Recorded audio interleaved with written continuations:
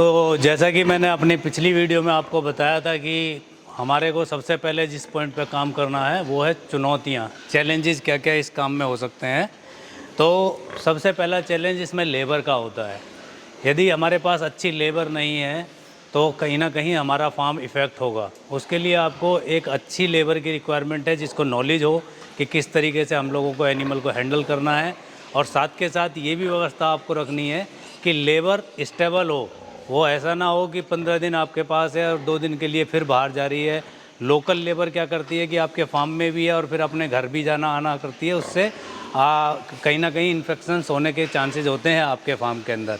और साथ के साथ मैं आपको बताना चाहूँगा कि आप ऐसे ग्रुप्स के साथ जुड़ें जो कि आपको लेबर की समस्या से निदान दिला सकें। दूसरा चैलेंज होता है इसके अंदर जो हम लोग मान के चलते हैं वो फीड का।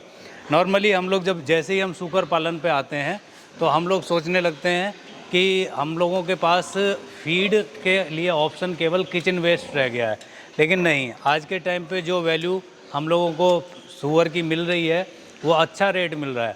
तो अगर हम लोग ड्राई फीड पर भी अपना काम चलाना चाहते हैं तो उसमें अच्छा कम से कम 30 से 35% का प्रॉफिट आप आसानी से ले सकते हो। इसके लिए फीड आप ड्राई फीड ही रखें। ड्राई फीड की जो बनाने की प्रक्रिया है वो हम लोग आपको अपनी नेक्स्ट वीडियो में बताएंगे।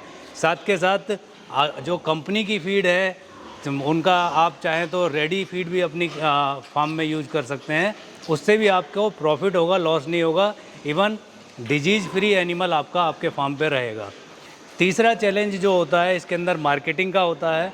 नॉर्मली आप सभी लोगों से सुनते हैं कि ये एनिमल आसानी से बिक जाता है, बहुत ज़्यादा डिमांड है।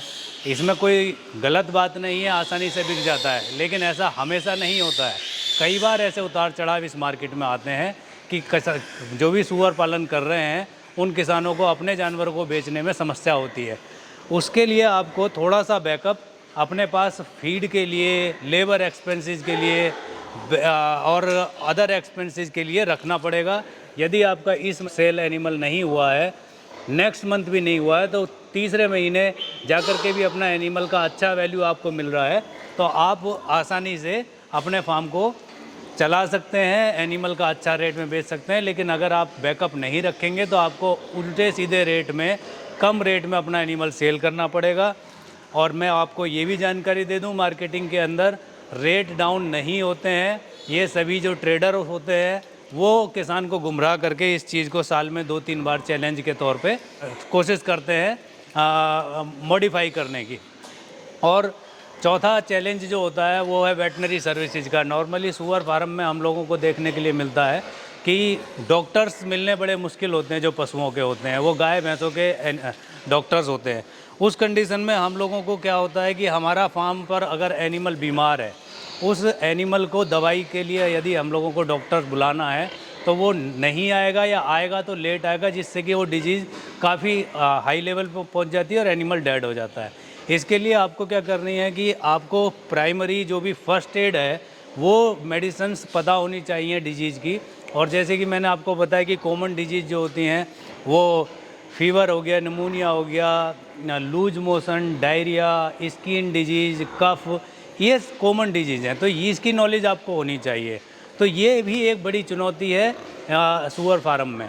इसके अलावा ऐसा कोई और बहुत ज़्यादा प्रॉब्लम इसके काम में नहीं आती है, क्योंकि ये नॉन टेक्निकल वर्क है। और इस नॉन टेक्निकल वर्क को बड़ी ही आसानी से आपकी लेबर और आप अगर अच्छी मैनेजमेंट के साथ चलाएंगे तो 100% आपको इसमें मुनाफा ही होगा, घाटा नहीं हो सकता।